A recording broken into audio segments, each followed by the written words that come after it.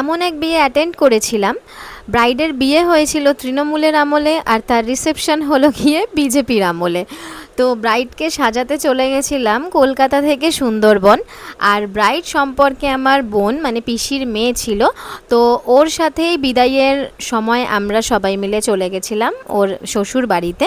আর এখানে নতুন কনে আছে আলাদাই মজাতে, ঐতিহাসিক মুহূর্তে বিয়ে করেছে। এক হলো চরম গরম, আর আরেক দিকে হচ্ছে ভোটের রেজাল্টের গণনার সময়। সেই সব ছেড়ে তো আমার মনে চলছে অন্য ভয়, সুন্দরবনের কুমিরের না খাবার হয়ে যায়। লাইফে এমন একটা এক্সপিরিয়েন্স সব রকম মিলিয়ে, যে ওখানে চলছে তৃণমূল হেরে যাওয়ার ঝামেলা আর ওদিকে চলছে বিজেপি আসা নিয়ে ঝামেলা। কিন্তু তাতে আমাদের কি, আমাদের তখন মেন সমস্যা ছিল মাথার ওপরে সূর্যি মামা। আমরা ছাতা মাথায় দিয়ে আমাদের গন্তব্যে রওনা দিলাম।